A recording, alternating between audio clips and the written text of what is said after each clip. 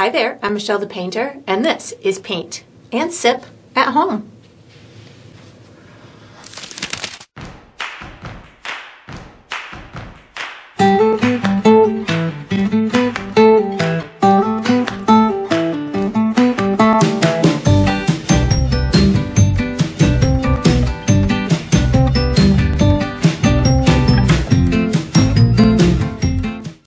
Alright, so today I'm going to be painting Love Gnomes, and I'm sipping on some cherry tea. And if you enjoy this process, I do hope that you like and subscribe to my channel, and that you also check out my Patreon page where you're going to find additional painting perks. So let's get painting and let's get sipping.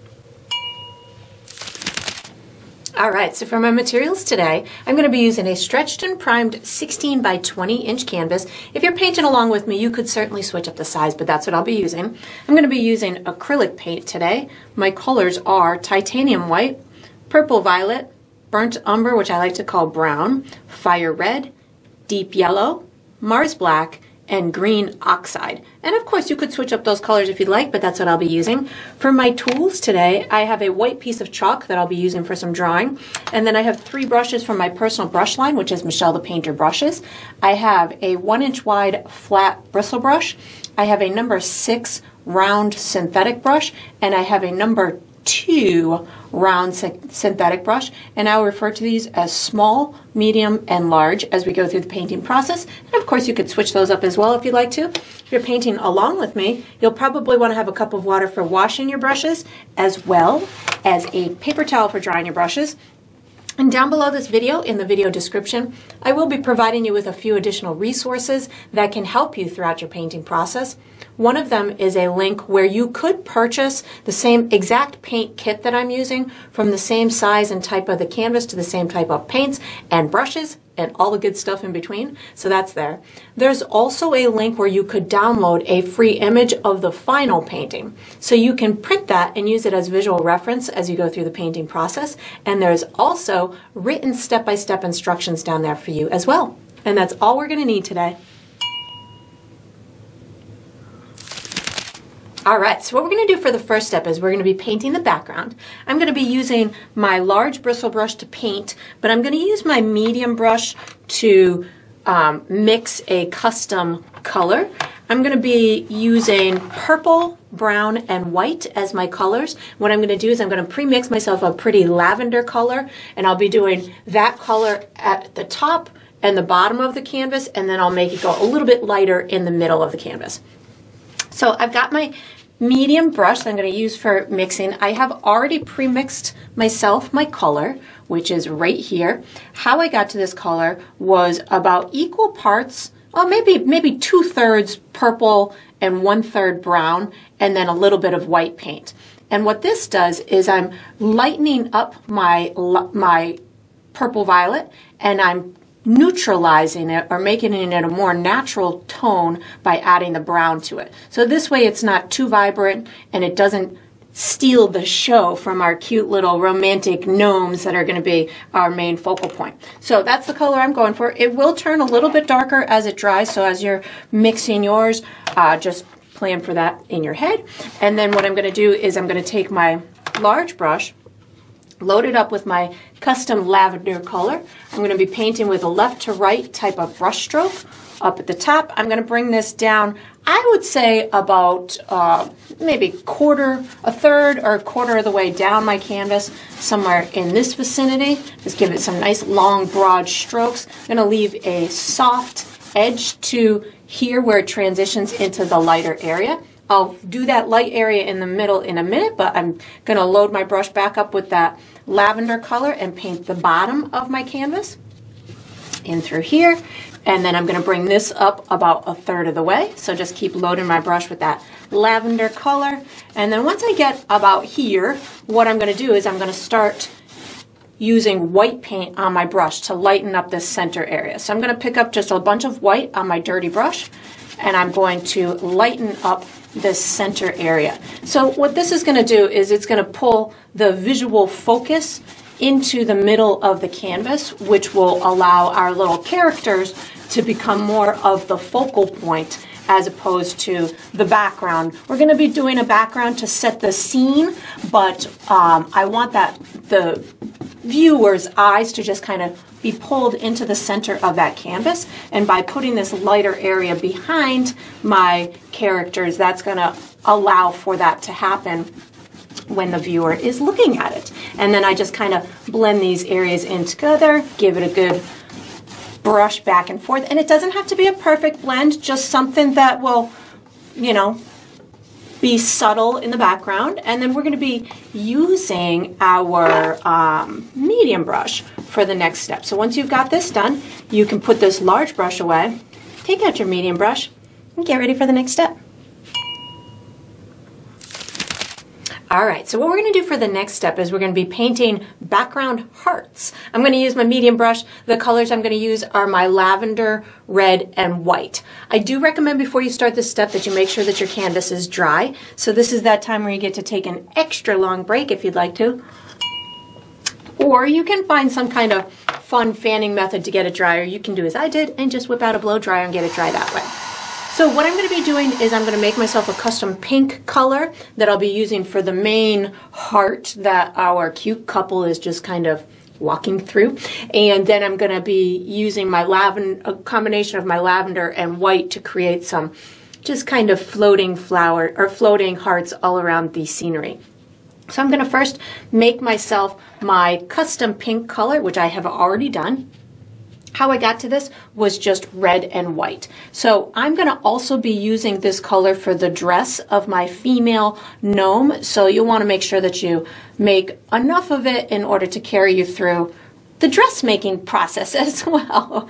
And so I'm just going for a nice kind of medium pink color. I think I want a little bit more white in that to get it to be nice and soft pink, soft medium pink, somewhere in through here will work out for me. And then once you've got that color in place, I'm going to give you a couple of markers, and then we will just connect those markers and make a big, huge heart. So I'm going to find myself at the top of my canvas in the center from left to right. So for me, that's somewhere right about in this vicinity. Then over on the right-hand side, if you find yourself about the halfway point between here, between the top and the bottom, if you go about halfway between that and the top of your canvas, somewhere in this vicinity can be your next marker, somewhere in through here. And then what I'm going to do is I'm going to kind of split the difference between these two if I go on a diagonal way, somewhere I would say about here, and then kind of come in, I would say maybe about 2.5 to 3 inches, somewhere in this vicinity. So this is a little bit to, if I split the difference between these two, if I'm like a quarter of the way over on the top, I'm a little to the left of that and down. So this is going to give me the top part of my heart, and then I can just take from here and give myself a big kind of sweeping mark. That's maybe about, I would say, 1/4 of an inch wide is about the thickest I'm making my heart. My heart's going to kind of wrap around the canvas, so you don't, you know, you can have it pretty darn wide if you want. The wider it is, the more visible it's going to be. I'm going to be putting a little bit of a highlight on it also in a few minutes in order to give it a little bit of a three-dimensional type of a look to it, but right now just kind of getting this this top part on, something like that will work. So then what I'm going to do is I'm going to find myself the bottom point of my heart. So for me, I'm going to have that all the way down to the bottom of my canvas, and if this is the center of the bottom of my canvas and this is to the left, I would say this is about 1/4 way, and then I'm to the left of that maybe about 1.5 inches to 2 inches. This is going to be the little point of where they're going to kind of meet down at the bottom. So I'm going to connect here to the outsides of here, but my heart kind of goes off my canvas. So what I'm going to do is I'm going to go to the left of here, almost about halfway between here and here, so somewhere in through here.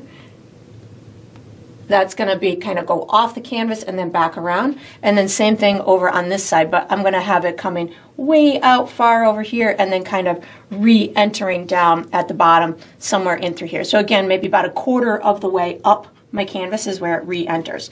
So I'm going to connect these two markers to here. So I'm going to take this one and let's just kind of bring it down like this and I can widen the line after I get it in place, but just kind of getting it started. Maybe that little corner is going to come off the canvas, I guess. I'm going to have it just kind of meeting. Maybe we'll get them to meet. There we go. There we go. And I'm just imagining it to be a big, huge heart that's just wrapping around the edges of my canvas. And if it doesn't go exactly as you had planned, we're going to be doing flowers and hearts and all kinds of fun stuff that can kind of disguise the shape of it. But again, I'm just kind of getting mine to resemble a big, huge, generic shape of a heart, of a Valentine's Day romantic kind of heart. And then I'm going to do the same thing over here. So I'm going to take it from here and then just kind of bring it down like this, keeping my eye on the prize, which is the other marker.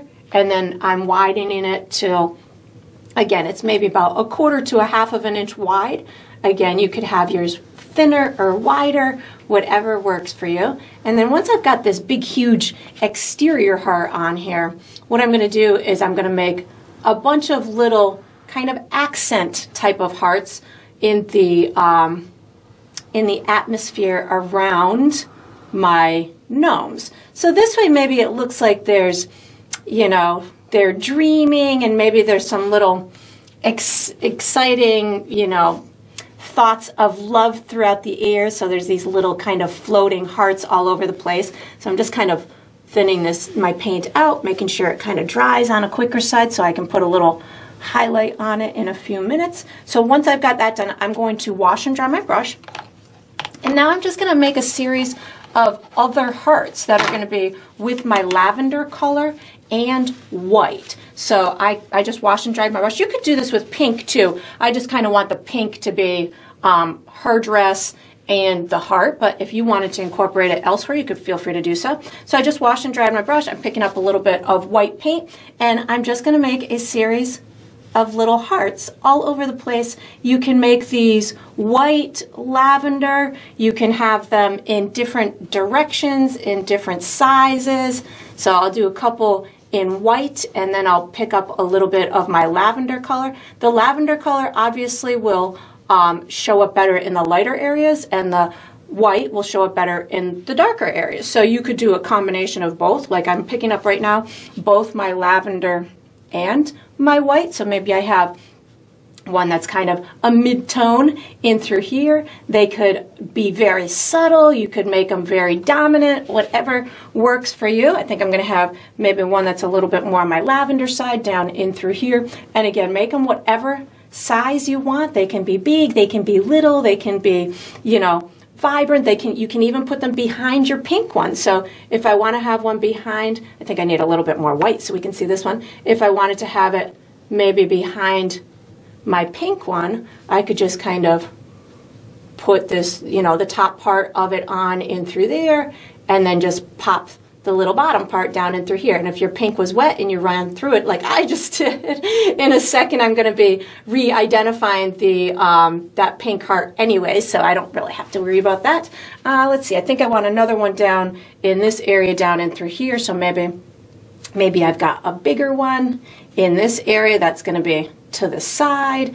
And again, make them as big or as small as you want. This is just a fun little accent that's going to be behind the whole scenery. So if you want them to be very bold, make them bold. If you want them to be really subtle, or maybe you don't even want them at all. You can bypass them, or maybe you put little balloons, or, you know, whatever you like is totally fine. I'm going to put a big one maybe up behind here. I think I want this one to be a pretty big and dominant one, something like this. And you could even put them in front of the pink heart if you wanted to.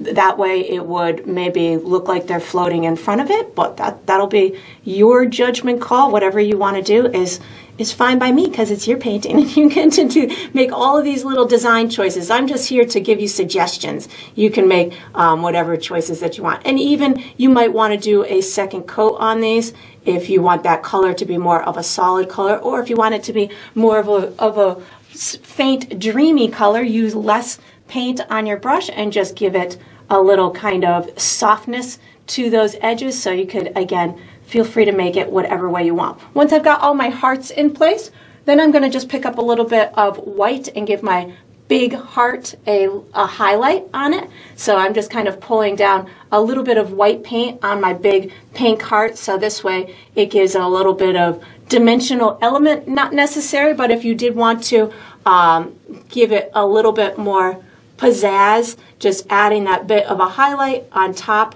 of these, on top of it will give it extra bit of life. And then make any little adjustments that you want. We're going to be using our piece of chalk for the next step. So once you've got this done, you can put this medium brush away, take out your piece of chalk, and get ready for the next step. All right, so what we're going to do for the next step is we're going to draw the outline for our gnomes. I'm going to use my chalk. You could certainly use any drawing utensil that is comfortable to you. I'm going to use my chalk because you guys can usually see it pretty easy, and it's very easy for me to erase when I make mistakes. So what I'm going to do is I'm going to guide you through a series of markers and basic shapes, and we're going to, by the time we're done, have some sections that we'll be able to color in during the painting process that are nice and easy with not a ton of detail in them, because we can build our detail with paint. So I'm going to start with the noses, my gnome noses, and we're going to build everything off of that. I'm going to find myself the center of my canvas. So for me, top to bottom, left to right, the center of my canvas is, oop, my chalk just broke in half. And chalk can work after it breaks too. So I'm going to make myself just a little bit of a marker right in through there. I'm going to do my female gnome nose. Just to the left of that, I'm going to create this circle that's going to represent her nose. This circle is about 1 inch wide by 1 inch tall. And then what I'm going to do is I'm going to go to the right of my dot. I would say about 1 inch, 1.5 inches. This is going to be the bottom of my male gnome nose. And what I'm going to do is I'm going to make an oval shape from here that's kind of tipped a little bit. So something like this. And his is more oval, so it's about maybe 1.5 inches to 1.75 inches wide by maybe about 1 inch tall. And again, I have it tipped a little bit. So now what I'm going to do is I'm going to build everything off of that. First, what I'm going to do is I'm going to give the rims of their hats its own section, so we can build the hat off of that. So for her, she's going to be looking at the male gnome, so I'm going to have her hat rim coming something like this up towards the top, maybe a little bit taller than that, and then it kind of wraps right around the top of her nose and drops down over in through here.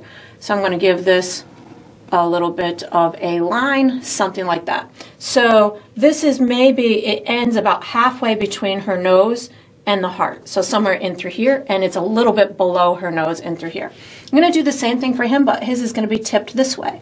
So I want it to touch hers right in through here. So I'm going to take it from here. I'm going to bring it down a little bit, wrap it over that nose like that, and then drop it down on this side. So if you kind of line it up maybe with the bottom of her nose or a little bit up towards the bottom of her nose, that'll be a good spot. And then I just kind of give him the top of his hat or the rim of it, something like that. So again, these two are going to touch right in through here. Now that I've got these two touching in through here, I'm going to build a heart shape. So you can, if you've got little hearts in through here, you can make this go around them. You can make it go in front of them, whatever works for you.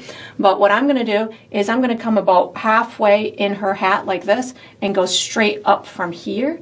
That's going to be the inside kind of point to my heart, similar to here. I'll have it over here. So I'm going to take it from here. I'm going to bring it out like this, way up in through here, bring it back down like that. And from here, I'm going to take it like this and give it this curved shape to give my heart. So I've got these just creating that big heart shape.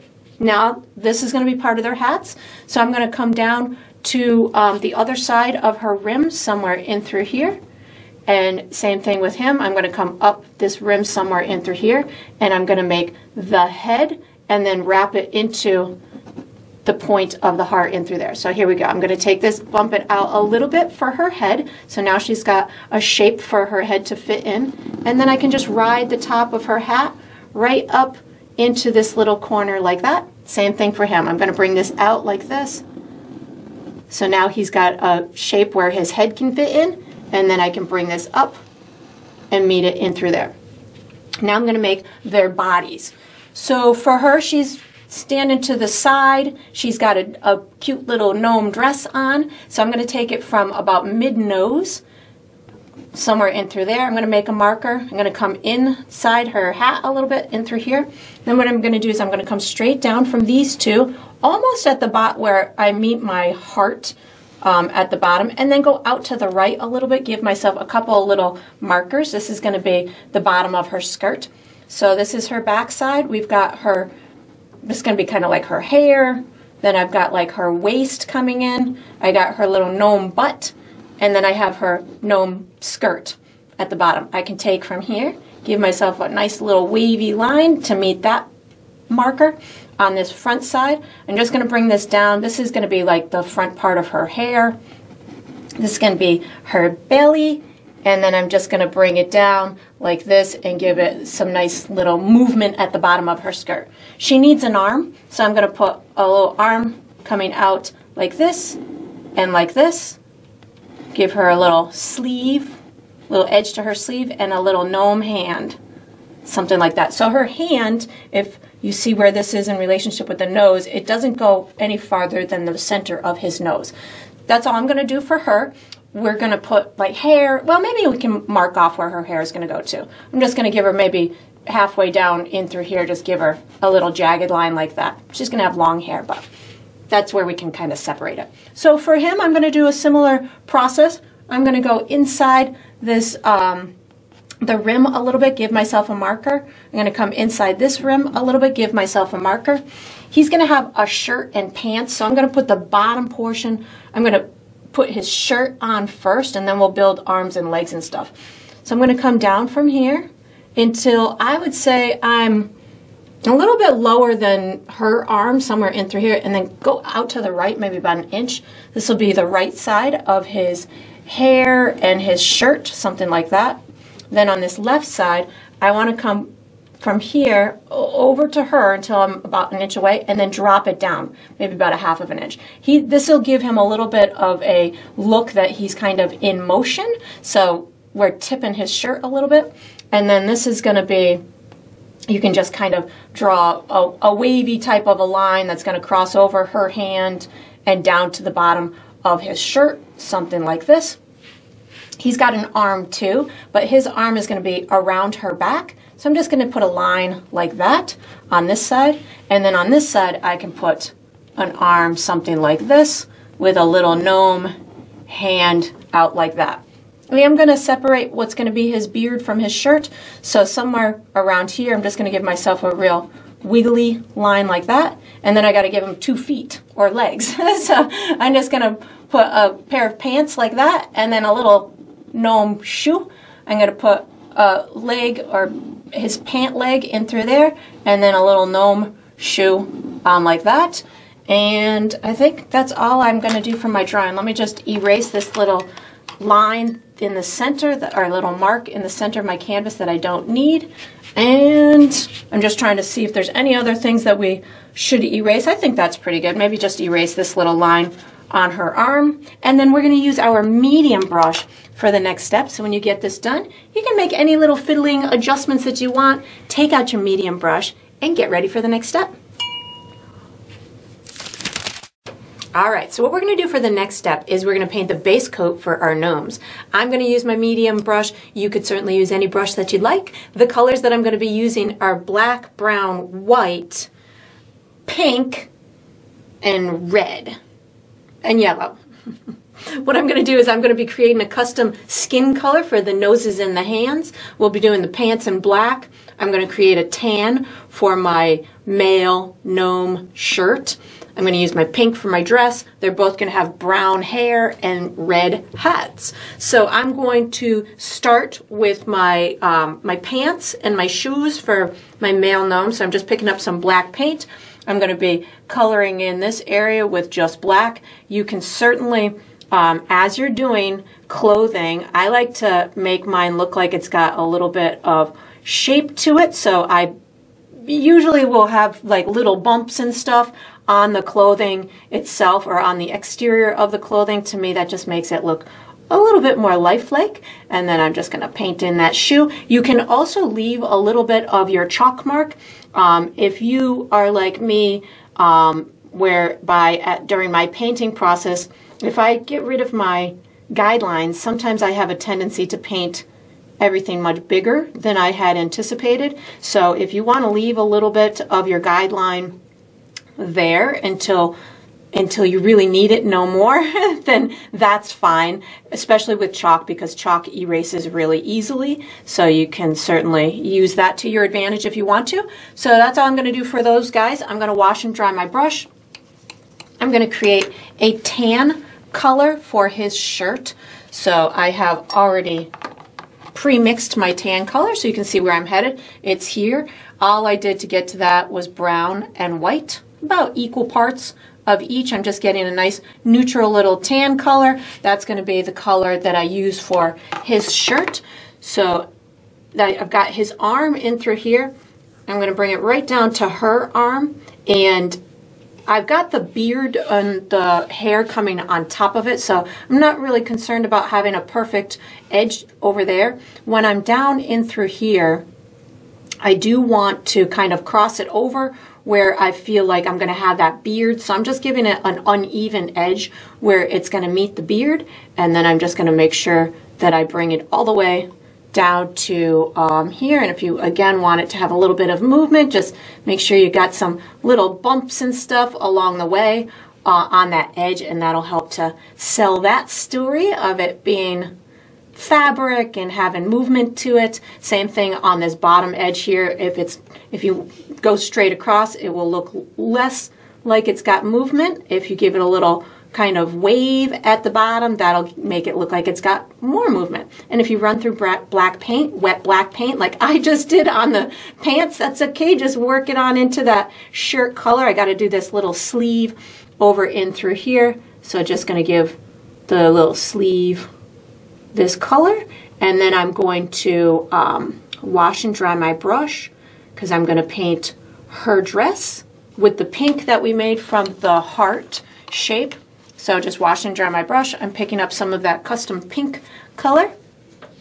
And again, just when it's meeting the hair and through here, I'm just going to give it a real kind of uneven type of line. So that way when I do paint the hair on top of it, I'll be able to have a little bit of movement on the hair, and you'll be able to see some of this pink underneath the hair, so it'll make it look a little bit, again, more lifelike. And just giving a little tail or a little trail of her dress, so it maybe looks like they're maybe in motion and they're walking in that direction. I've got her arm in through here. I'm just going to leave a little tiny sliver of my chalk mark there so I know where I want that arm to appear. I'm going to have her hair on the other side of the arm, and then I'm just going to give her a little cuff or to her sleeve of her dress. So again, just kind of bump it out a little bit in through there, so it looks like it's got some kind of structure to it, and then just painting this all in. I'm going to be doing a second coat on the clothing, so if during this initial layer it doesn't if it's a little bit streaky for you or it doesn't look awesome, know that we do have a second layer coming that will help to make this look like it's more of a solid color. So then I'm going to, I don't have to wash and dry my brush. We're going to make a skin tone, and I'm going to be using my pink to achieve that skin tone. So I'm not going to wash my brush. I've already pre-mixed my skin tone, which is right here. How I got to that was I used my pink, yellow, brown, and white. And you could really make any skin tone that you want. You might want yours lighter or darker than mine. That's too dark. I'm going to add a little bit more white here. You can make it pinker or redder or more yellow, whatever shade works for you. I'm just going for something that's nice and neutral and that is different from my pink and my tan. So that way it'll look like it is definitely a different piece of the puzzle. So that's looking pretty good to me. And then I'm going to take that and I'm going to color in her nose. So I've got both noses that are going to be with this skin tone, and the little hands. So if you're going through this and if this brush ends up being a little bit too large for you to handle in some of these smaller areas, you could certainly switch to that to the small detail brush, whatever works for you. I'm going to go ahead and put her little hand on here, and I have a tendency to just make little mitten hands for my gnomes. You could certainly make more realistic hands. You could make them into just little balls, whatever you want. I just have a tendency to make them in this shape, but you can use your imagination to make whatever kind of gnome. Oh, and you know what? This one I don't need a thumb, because I am going to have a thumb, but the thumb is going to be kind of in the middle of his hand. So this one is actually going to be a little ball type of a shape. You'll see why. We'll make that thumb emerge in a minute, or when we do the details. I'm going to wash and dry my brush. I'm going to paint my hats now with red paint.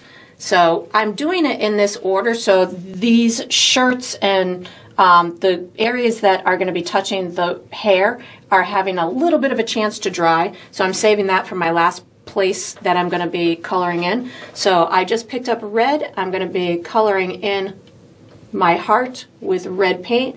And if you chose, like I did, the hat heart, like I did, to go over any of those background hearts, like I have one right here, I'm going to be able to see through my red paint. So that's going to be an area that I'm seeing that other heart underneath right now, which I'm okay with, because I know that I'm going to be doing highlights and shadows on this hat later, which will help to take care of that. So if you're going through yours and saying, oh my God, I can see my background hearts underneath that, don't worry about it, because we'll be able to cover that up later. And then again, if you want to leave a little evidence of the space between the rim and the regular and the top of the hat, feel free to do so, just so you don't lose your way during the painting process. I'm just going to kind of bring this right in through here, and just trying to keep the integrity of the shape of that heart around the edges, so we still have that illusion as we go through the process. And just bringing this down in through here and bringing it over on this side in through here. And then I'm going to go ahead and do the other hat. And of course, as you're going through this, if you're saying, ooh, I want to reshape my hat, or I want to reshape the heart, or I want to reshape the nose, now's the time to do that with this outline. The outline is not a permanent cut in stone kind of thing. It just provides you with a place to kind of work from and help to, you know, kind of keep you with a full thought as you're going through the process. But if you're going through this and you're saying, I can't really detect that inside heart, and I want to change it a little bit, now's the time to go ahead and do that, because you can erase those guidelines and modify the exterior shape of any of these objects. And then once I've got this done, I'm just going to do a quick layer on the beard and the or the hair, whatever you want to call it, on him and on her. She's going to have some nice long locks as well. Gnomes are great because you can, you know, you don't need to see any facial features if you don't want to. You can if you want to depict eyes or nose or anything like that. But I have, again, a tendency when I'm painting my gnomes to let all of their hair kind of hide their facial features, which is a fun thing to do. So I'm going to wash and dry my brush, and then I'm just going to do a base coat of their hair with brown paint. So I washed and dried my brush, and I'm picking up brown paint. I also know that my brown paint is transparent or translucent, which means we can see through it. So it's going to allow me to get a little bit of texture on this hair right off the bat. So because you'll be able to see through it a little bit. I'm going to pull some of these little pieces of hair out past my little footprint that I had originally made. Again, this is just going to give me a little bit more movement and make it look a little bit more lifelike. And then I'm just going to pull this right up beside her nose. I'm pretending like she's got really long hair that maybe is cascading in front of her arm as well as on her back. So you could have her with braids. You could make it whatever way is appealing to you. And then I'm going to do the same thing for my, she's going to have long hair. There we go. The same thing for my male. So again, if you feel as you're going through this that you need a smaller brush just to get maybe around the nose or by that hat, feel free to pull out that smaller brush. I'm just going to kind of outline my nose like this and then just kind of pull down those little pieces of hair, bring it over here. And yours can have a big mustache, it can have gray hair if you wanted to, whatever is working for you. I was in my head just picturing this to be a younger, lively, you know, romantic, fresh, new, brand new love kind of couple. So I'm making mine with some dark, younger colored hair as opposed to gray hair that I have. So you can certainly make yours whatever kind of color that you want. I am going to have him looking like he's got a mustache later, but right now I'm just kind of getting a main coat on here, going around her hand because I want it to look like her hand is kind of nestled on top of his hair, so just kind of pulling that down like that. And then once you've got this done, we're going to be using our small brush for the next step. So you can put this medium brush away, take out your small brush, and get ready for the next step. All right, so what we're going to do for the next step is we're going to finish the noses, hands, and clothing. I'm going to be using my small brush. The colors I'm going to use are brown, white, black, pink, red, and my skin tone. If I use any other colors, I'll let you know. So really what I'm going to be doing is just adding a little bit of detail to the clothing to make it a little bit more three-dimensional with highlights and shadows. I'm going to put a belt on her so her belt matches her hat so she can color coordinate. And then I'm going to make little highlights and shadows on the hands and the noses so they look a little more three-dimensional. So I'm going to start with my pants and my shoes on my male. So I'm going to pick up a tiny bit of black and white on my brush at the same time, about equal parts of both. I'm just going to add some little highlights, maybe to the cuff of the pants, maybe a little bit down the part of the pants that pops out the most to the viewer. So maybe a little bit in through here, something like that. Maybe a little bit on the tip of his shoe. So that way it looks like he's got the nose of the shoe is going in maybe the right hand direction. I'm going to do the same thing on the left leg, our left, his right. So put a little bit of a highlight on the cuff of the pants, maybe a little bit in the middle of that leg, and then maybe a little bit on the tip of the toe, something like that. I'm going to pick up a touch more black just to get this to blend in just a little bit more so it's not so bright in through there. And then maybe a little bit more lightness on the tips so it looks like that's the part that's closest to the viewer. So if you want it to look closer to the viewer, just make it a little bit brighter.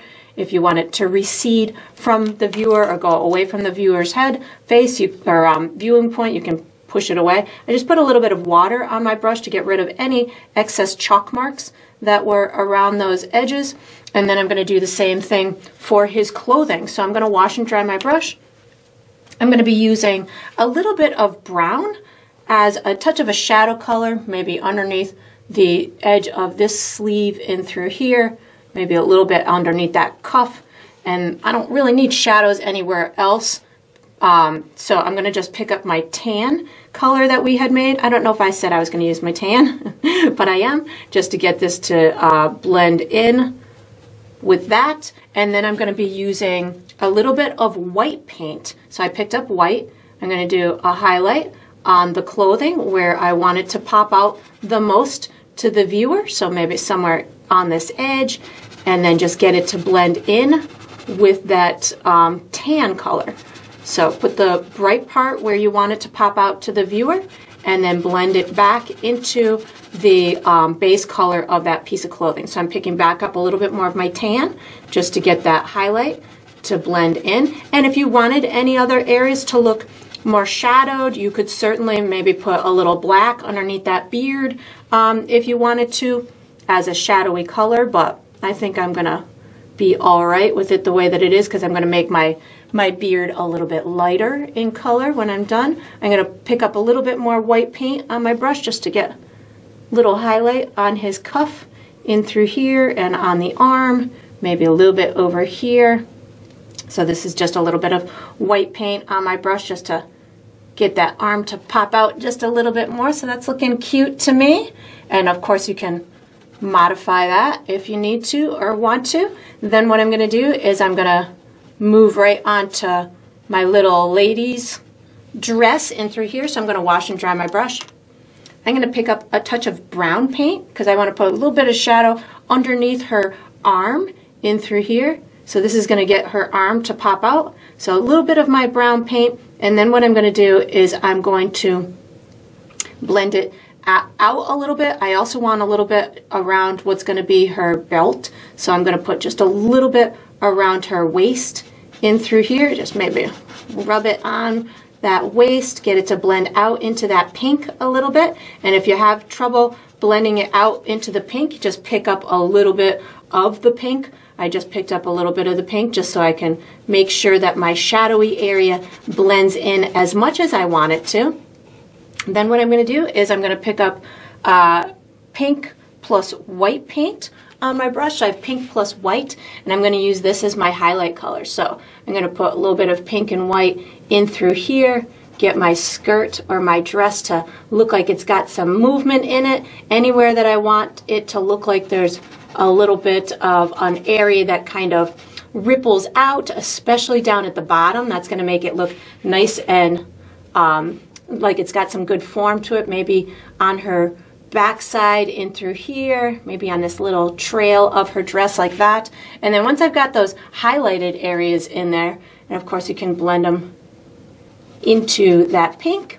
Once I've got that, then I can just pick up a little bit of pink, but I'm going to put a little bit of highlight on her arm first before I start blending it more into the pink. So this is just white with a little bit of pink. So white and pink are my highlight colors. And then I'll get it to blend into the darker pink in a second here. It's looking pretty good. So I'm going to just wipe my brush off, pick up some of my darker pink, just that original pink that we had created, and get this to blend into the highlights. And this also just gives me a nice second coat of that pink to make sure that I've got the area fully colored in. Sometimes, especially when we're doing a darker back, there's darker paint underneath this bottom part of the skirt. This second coat will help to make sure that you can't see through the paint, and it makes it look like it's fully, like you have a nice full coverage on there. Just picking up some more of my pink paint in order to get this arm to be finished. And you can drop it down, you blend it in with that lighter area, whatever is visually appealing to you. That looks cute. So now I'm going to put a belt on her. So I'm going to wash and dry my brush. I'm going to pick up red paint, and I'm going to have her belt kind of going underneath her hair, which I'm going to paint right over her hair. When I finish her hair later, it will make sense, or it'll look a little bit better. I'm just going to bring it right on this waist where I put that dark area, maybe bump it out a little bit in through there, give it a curve so that looks like it's going around her cute little body, like that. And then I will put a little, maybe a little highlight with a touch of white paint on my brush. I have pink on my pinky. And just kind of give a little kind of swipe to give it a little volume. There we go. So now I'm going to finish their face, their noses and their hands. So I'm going to wash and dry my brush. I'm putting a touch of brown. Oops, I just dropped my brush. Hold on a second.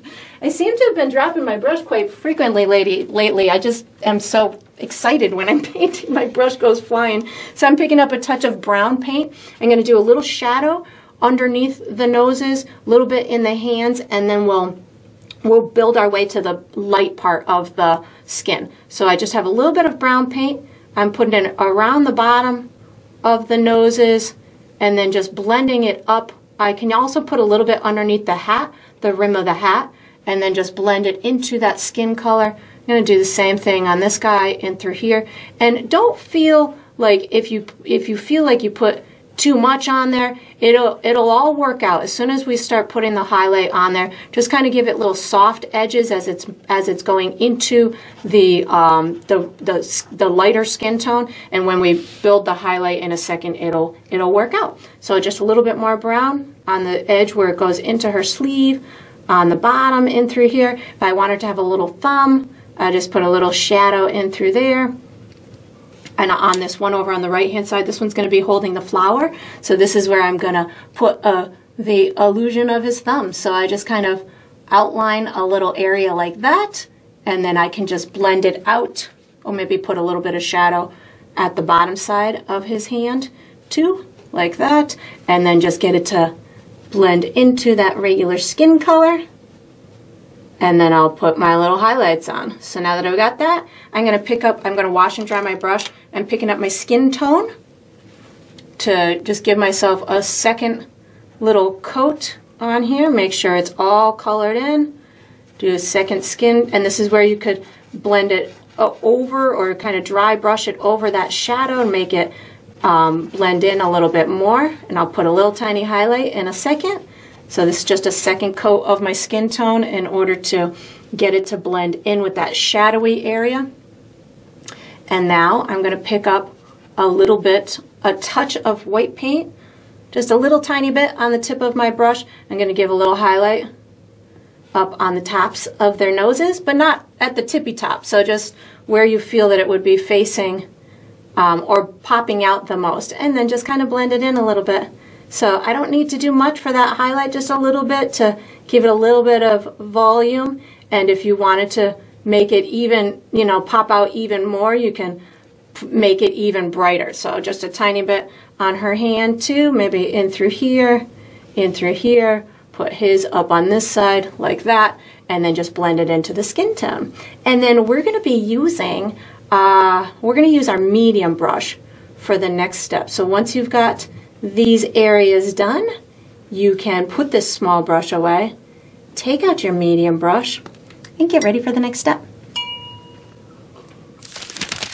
Alright, so what we're going to do for the next step is we're going to be painting the shadows underneath our gnomes, as well as the base coat for our red roses, our flowers. I'm going to use my medium brush. The colors I'm using are brown, black, and red. And what I'm going to be doing is I'm going to be doing a really kind of scrubbing type of brush stroke to put a shadow underneath my gnomes to kind of ground them to the land, and then we'll be using just red for a base coat for our flowers.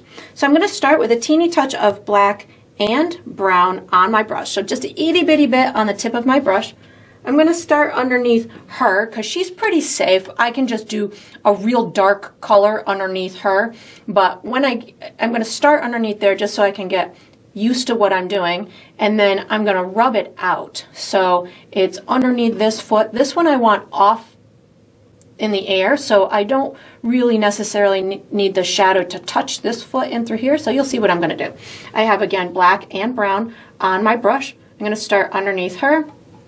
And if you bump into your pink heart like I did, don't worry about it, because you got grass and flowers and all kinds of fun stuff to disguise that if you need to. So just bringing this underneath her. I'm going to come around the back side of her so it appears as if her body is casting a shadow on the surface of whatever they're standing on. So just bring it up this back a little bit, and then I can just rub it out in this direction. You can bring it right to that heart and then just kind of rub it out like this. If you needed to, you could add a little bit of liquid medium or water to your brush in order to get this to spread a little bit further. I'm going to attempt to do this with the remnants on my brush underneath him, but I just noticed it's not going to be enough, so I need a little more paint. So again, just a little bit of black and brown. I'm going to go right between these guys and through here. I just want it to be lighter than his shoe. So if I need to, I can add just a little bit of water to my brush, and that's going to thin out my paint a little bit, so it will be more of a lighter tone. And if you bump into your characters, as I am right now, you can certainly come back and re-identify those edges of them. I'm going to bring this up on the side of his shoe just a little bit, and then I'm just going to kind of rub it out, kind of let myself run out of paint and just kind of scrub it onto that surface, something like this. And if I feel like it went behind it, but that's works for me, something like that. And you just make sure this kind of matches with that a little bit. Perfect. So then what I'm going to do is I'm going to wash and dry my brush. I'm going to put the base coat of my flowers on. So I'm just going to do red paint.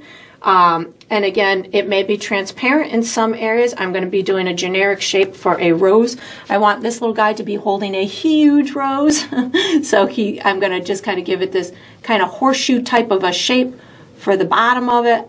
And then I just kind of pull out these little edges, which will be the petals. And then I'm going to give it kind of a bumpy, round type of top in through there. You can make yours different shaped than mine, whatever you want. I'll show you how to get the petals to to delineate from one another as we go through the painting process. But I'm just going to go for a nice basic shape to start out with. Up at the top, you could just color it in. No fancy brush stroke in through here. Just getting a nice base coat on there that will help us create a nice believable rose for our male gnome to be presenting to his female gnome.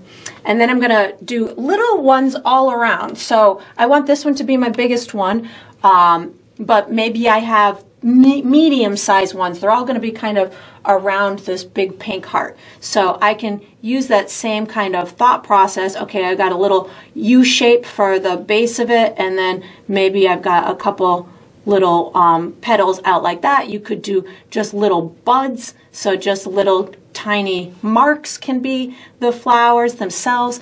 I'm only going to do a couple of kind of main ones that have some distinct shape to them, and then the rest are just going to be a series of kind of red type of polka dots and round type of little shapes. I'm going to do a little batch over here, and then I'm going to come over to this left-hand side. I'm going to put a couple of big ones over on this left-hand side.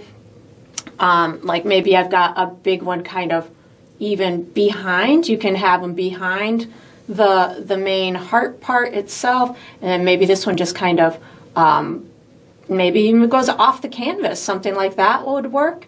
And then maybe we've got another big one. I think I'm going to have another big one kind of down in through, but not as big as that one, of course. Maybe this one's going to go somewhere in this vicinity, and maybe this one is going to be on top of my heart. So again, just that little U shape for the bottom, and then just kind of color in that top like that. And then maybe down in through here, I've just got maybe a couple little tiny ones, something like this. And again, roses can be just the buds, so you don't have to feel like you have to do every one that's got that distinct shape to it as if it's already open. You can do lots of little ones. Maybe I've got a couple of little ones over in through here. Maybe we've got one in through there. I'm going to be doing grass and leaves and all kinds of other fun stuff in addition to these later. So don't feel like you have to make every single one perfect. And then we're going to be using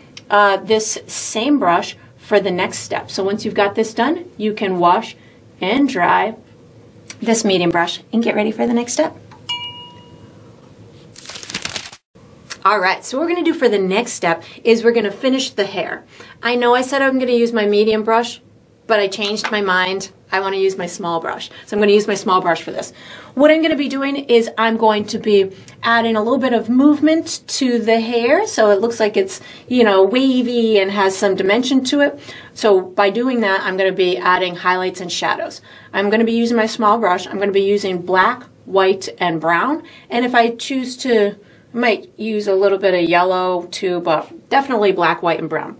And then if I use any other colors, I'll let you know. So I'm going to start with a touch of black paint on my brush, and this is going to give me all of my dark shadowy areas. So this will be right underneath the hat and maybe right by the edge of the nose. So I'm just going to kind of line the edge of the hat and then just pull down some of these little darker strands of hair. So this will give me some nice good dimension. Again, you can put a tiny bit of water on your brush. That's going to help to get these pieces of hair to be more individual looking and get that paint to sink into the little crevices of the canvas.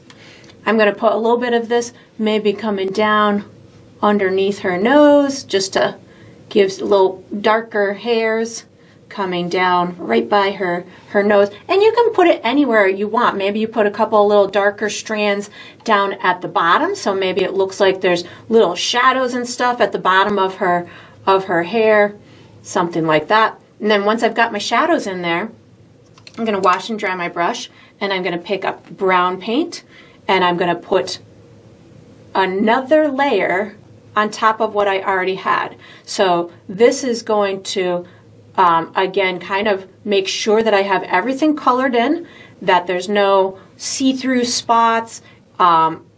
Make sure, I mean, you can certainly have spots where you can see the clothing underneath. That's going to make it look like it's more realistic if you can have those little peekaboo spots.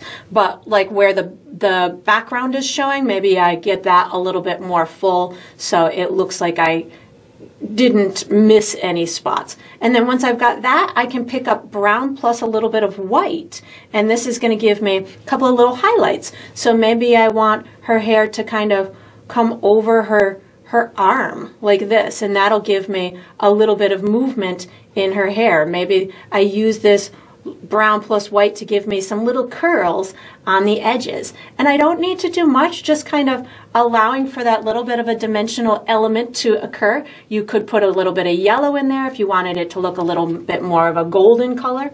So I'm going to do the same thing over on my male. So just get that on in through there for her so we can see all of the little highlights and stuff that I wanted to. I'm just putting a couple little more curls back into here. I like it when they have little curly wavy things. There we go. So on him, I'm going to wash and dry my brush.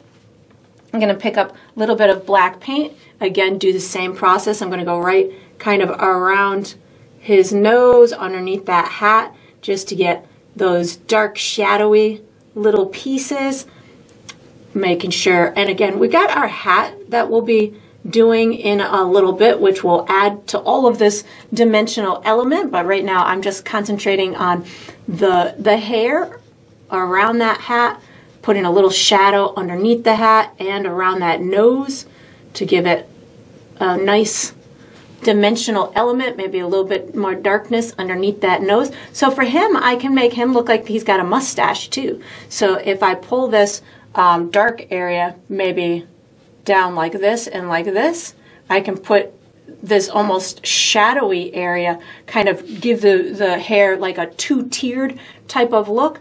That's gonna make it look like he's got a little bit of a mustache. And of course I can use this black down at the bottom too if I wanted, or around the edges, just to kind of make sure I've got all of that taken care of. Maybe underneath her hand I put a little bit more of the shadowed hair, so it looks like her hand maybe is casting a little bit of shadow on his hair down in through there, and then just pulling some maybe longer shadowy pieces down in through here. And then I will wash and dry my brush. I'm going to put some brown on it, again just following the same process I used for hers, which is just making sure everything is painted in. Maybe we've got a couple of additional little pieces that kind of pop out or have a little bit more movement. I definitely want to make sure I've got it around her hand so it looks, or like behind, looking behind her hand. So if you needed to add more darkness to the pieces behind her hand, that would definitely make sense. And then just kind of pulling this down, making sure it's got the movement I want, and a little bit, I'm going to put a little bit over here too, and you can cross it over those shadowy areas as well. This second layer of brown, that is. Now I'm going to pick up brown plus a touch of white in order to give myself just these little extra highlighted pieces. Give him a nice beard coming out in through here, and then maybe a couple of little highlighted strands coming down over in through here so we can see it a little bit more, and it's got some little movement to it. Yeah, that looks good. And then we're going to use our medium brush for the next step. So once you've got the hair done, you can wash and dry, or put your small brush away, take out your medium brush, and get ready for the next step. All right, so what we're going to do for the next step is we're going to paint our green stuff. So that's going to include grass, stems, leaves, vines, all the stuff that's going to make this look really lively and natural, and that it's got some life into it. Our roses, our flowers, our grass, we're going to give it lots of life. I'm going to use my medium brush. The colors that I'm going to use are green, brown, yellow, white. I might use a little bit of black too if I feel like I want to get a little bit more dimension, but I'll call out the colors as I use them. I'm going to start with green and brown on my medium brush.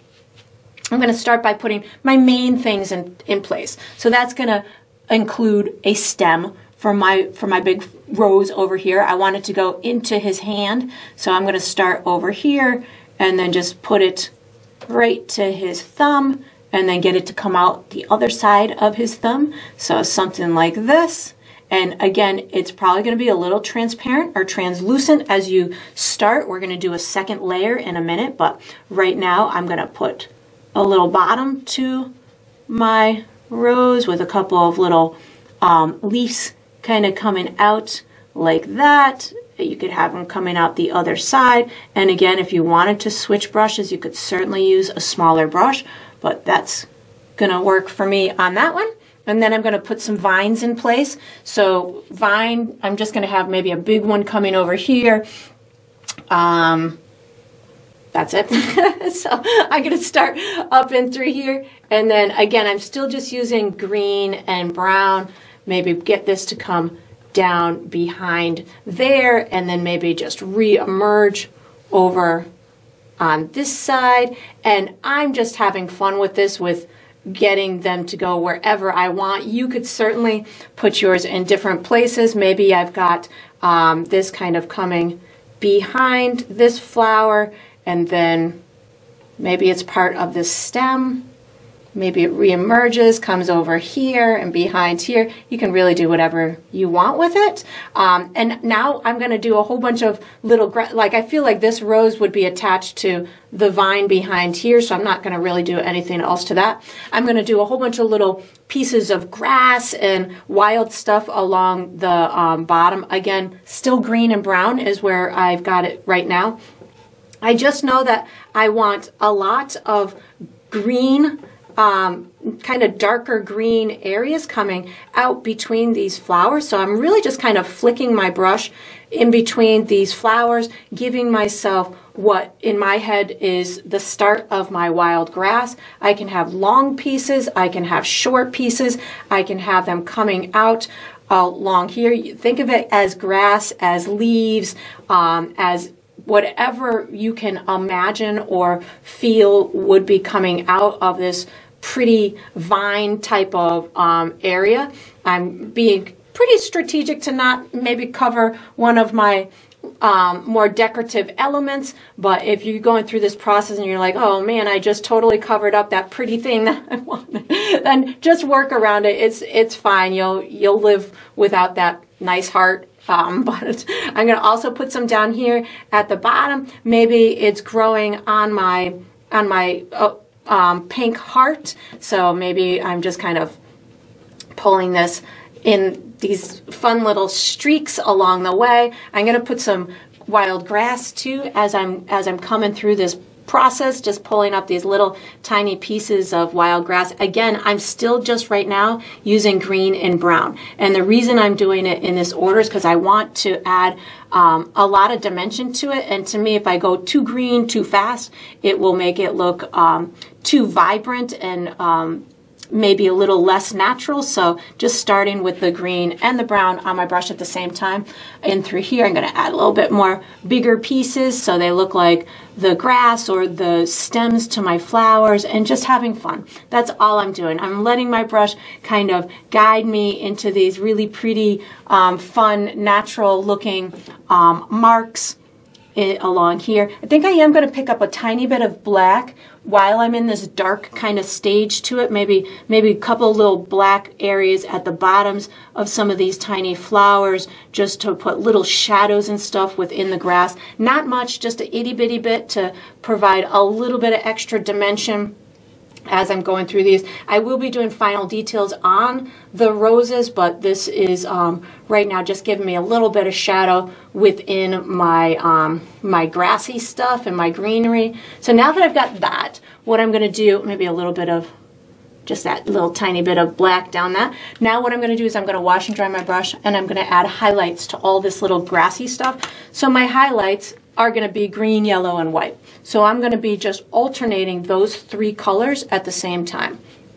I'm going to start with my little stem and petals, or not petals, leaves on my rose. So I'm just going to pick up green, yellow, and white on my brush at the same time. So I have three colors on my brush at the same time, and I can sit here and just kind of add these little pretty tips to these. I felt like I wanted another leaf out there, so I added one to this area. Maybe a little bit more white as I'm coming down this stem, just so it becomes a little bit more visible, so you can really have a lot of fun with getting these leaves to pop out as much as you want by just adding a little bit more lightness to them. Something like that will work. And then as I do the grass, I'm going to be doing a similar process. So green, yellow, and white.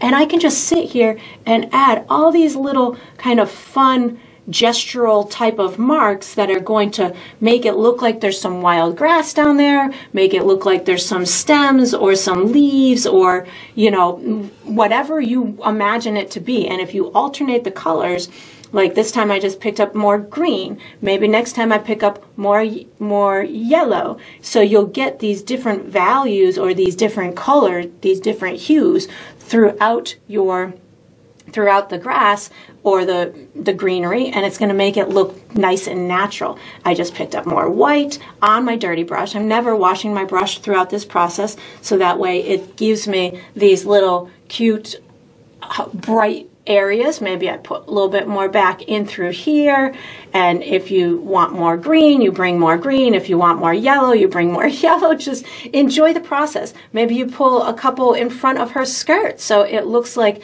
you know, they're walking through this unmanicured little, you know, love lane. I don't know, whatever you want to call it. And again, you can certainly use a smaller brush if you wanted to. Pull a couple pieces in between your flowers. Again, we have another step that's going to finish those flowers, but as I'm going through this process, I'm really just kind of having fun with adding these little highlighted marks here and there, and think of it as just marks. You don't need to think of it as, I have to make this perfect leaf in through here. If you think of it as, let's just give it a representational color and a gestural type of brush stroke, an impressionistic type of brush stroke, it's going to allow you to get this, you know, a believable type of appearance to it, because we started with a darker color. We're adding this lighter color on top of it. Even on my vine up and through here, I'm just pulling that green, yellow, and white, giving it a little bit of a streak on top of that, and then I would just sit back and fiddle with it. If I thought that there was areas that could use a second coat so they're not so transparent, I would certainly do that. And then we're going to be using this same brush for the next step. So once you've got this done, you can wash and dry your medium brush and get ready for the next step.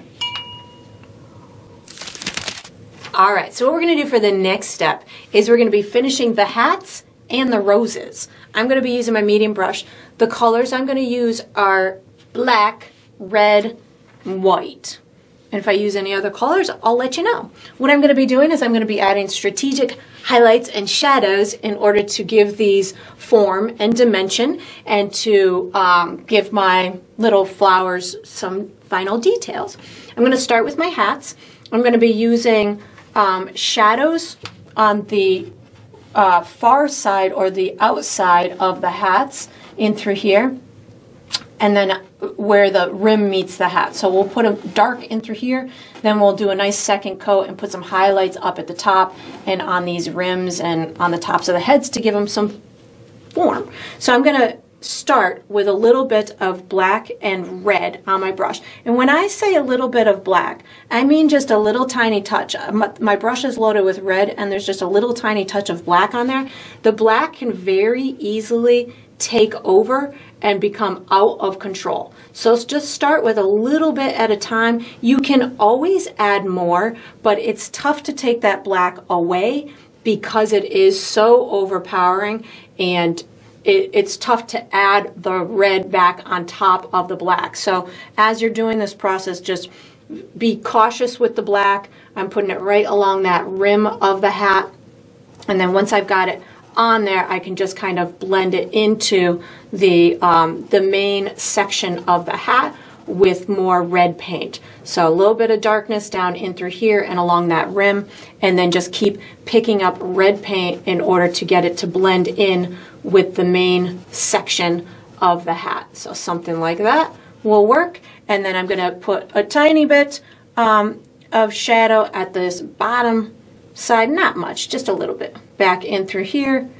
And of course you can reshape the hat as much as you want to, and then just pick up more red in order to make sure that this is all colored in. Again, I will be adding a little bit of a highlight in a minute, but this is just going to start me out. If you need to put another layer of red anywhere else, like I know I need another layer up top in through here, I'm also going to be adding a highlight up here too. So even if it's still see-through, I'm okay with that. So again, red plus a teeny tiny touch of black. I'm just being very cautious with my black. I think I got a little of the amount I want, and starting over in through here. And again, I can always add more black. Like I feel like I'm going to want to add more black in a second here. So that side will get a little bit darker, but again, I just start out so cautiously because I know that, you know, we've worked so hard to get it this cute so far, and if we are not careful, that black will just take over and turn the whole thing black on us, and I don't want to do that. So I just keep picking up red now to get this to blend up into the main section of the hat, because that's a good enough shadow for me. And then, oops, that went outside my line, so now my hat's going to grow a little bit, which again, I'm all right with. And of course, now's the time where you can start getting, if you still have some of the guidelines evident, you can certainly start to paint over those, and or you can just erase them with a little bit of water once you've got this done. Like up top here, I see I've got some chalk, so I either paint over it now or I just erase it when I'm done. But that just grew, so we're going to paint over that. So now I'm going to do the little rim part of his hat. So again, just a itty bitty bit of black paint with red is going to get this right side just a little darker, and then I just keep picking up my red to get it to blend in with the main section.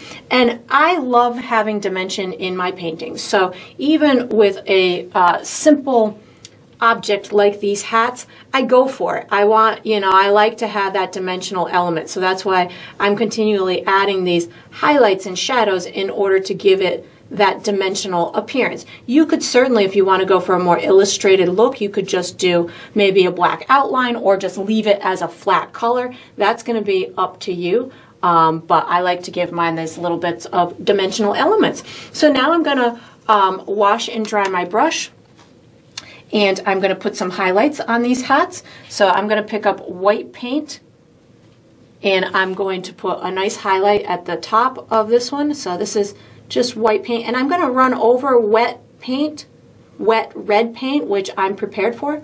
So I'm just going to pull this back. You could use your pink paint also if you wanted to, but I'm just kind of using my red and white, blending them on my canvas. You can see how that's blending right now because the paint underneath it is wet. So I'm putting the lighter areas just where I want those, where I want it to kind of pop out more, like the tops of the heads in through here, maybe the top of the rim in through here, and just get that white to blend into the wet red. If your red isn't still wet, you could certainly pick up, like I feel like I need to pick up a little bit of red paint to get this to blend in a little bit better. So you can use a combination of white and red, and or you could pick up some of that pink paint if you wanted to, and that'll give you a nice highlight color. I keep picking up my red right now in order to get this light section to blend with the dark section. And if it doesn't work out for you on the first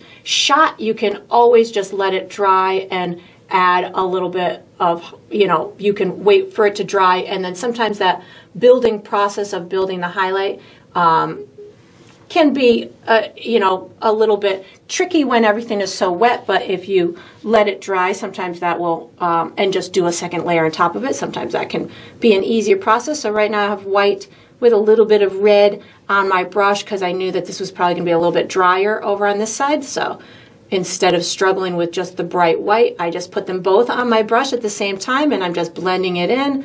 I'm going to put a little bit of it up in through here as well. So I'm just going white with a touch of red on my brush to give myself this little highlight up in through here. And this is just adding form, which means I'm making that hat pop out a little bit so it will show that there's a head underneath the hat. So it's not just a flat hat. So we've got a little bit of form in through here, and then just blending it out into the area that might dip in a little bit more. So just a little bit of red in through there.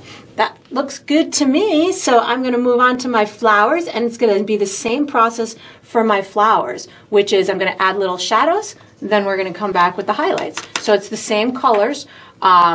Let me just get rid of my chalk up here because it's driving me crazy. I can still see my chalk. There we go.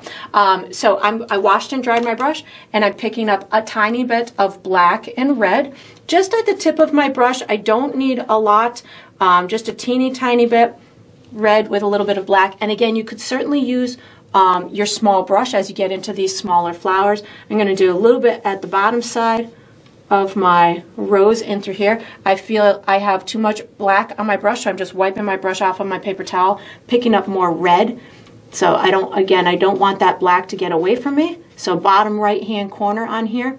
For me, actually, I'm switching brushes. I'm going to my small brush, sorry.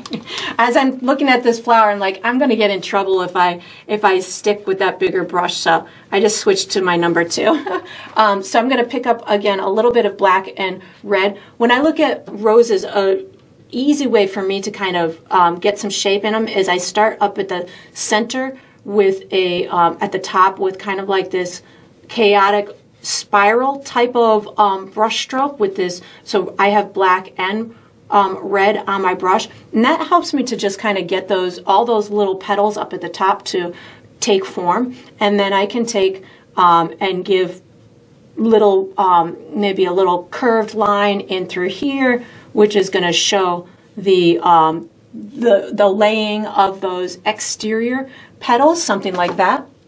And then I just keep picking up red, give myself a second coat on the brighter areas of those petals and the little petals that are popping out. And you could put more shadows in between those petals with a little bit more black, whatever works for you. But once I've got that on there, I can just pick up now red and white or that pink color, and I can give these little highlights to the edges of those petals. So you could go pink or you can go red and white, wherever your comfort zone is, and just pull these little highlighted tips to some of the petal edges. And then there you have a quick way to make a nice rose. And then I'm going to just emulate that quick little process on some of my small ones. So just a touch of red and black, and maybe we've got just a little tiny center in through there, little kind of evidence of those petals. I don't really need much for the dark. Oh, I've got an accidental flower right in through here. We're going to make that one. We're going to embrace that one. Put a nice big one right in through here. There we go. Oh, he's even got a little on his shoe. I don't know when that happened, but okay, we've got some extra flowers there. So again, just a tiny bit of red and black. Coming over to these guys over here, making sure I've got maybe a little shadow underneath them, maybe a little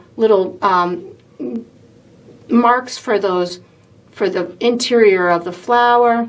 Just whatever I feel. Even these little buds, maybe we can get little bits of them. if this flower seemed like it was floating in the air, so I'm putting a little stem on it. Whatever you feel is necessary. Once I've got, again, I just kind of repeat that same process, pulling those petals down, giving little shadows, putting little, marks within the center of the flower to give myself that iconic kind of rose appearance. And then I just wash and dry my brush. I'm going to pick up some red just to make sure I've got the brightness that I want on these. And I'll put a tiny bit of white as well in a second. I'll just give these other little tiny ones their attention that they need.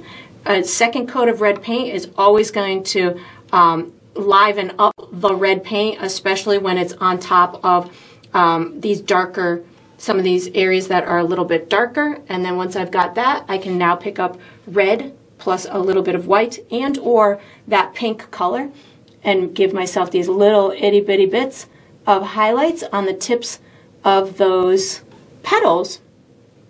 And then once you've got this done, we're going to be using this same small brush for the next step. So I'm just going to give myself just a little more details on these guys over here, and you just want to make sure that you've covered all the areas that you want to be covered. Some area, maybe you want to have a different color rose, maybe you want your rose to be yellow, and in which case you could create some beautiful yellow roses. I know that that's my favorite color of roses, but I do know that the most iconic color for love is red, so I chose to do this for a nice Valentine's Day type of painting in through here, but you could certainly emulate yours to be whatever color you want. And then once you've got that done, we're going to wash and dry this small brush and get ready for the next step. All right, so we are on to the final step. This is the final step of every painting, which is to sign it. So I typically sign mine in the bottom left or the bottom right. I'm going to be using my small brush. I'm going bottom left on this one with green paint. I like to sign mine with my initials, but you could certainly sign yours with your first name or the date or a symbol or whatever you would like for your identifying mark to be is up to you, because it is your painting and you get to sign it however you would like. And that's going to conclude this painting. I hope you enjoyed the process. I hope you painted yourself a super cute Valentine's Day couple, and I look forward to painting and sipping with you again sometime.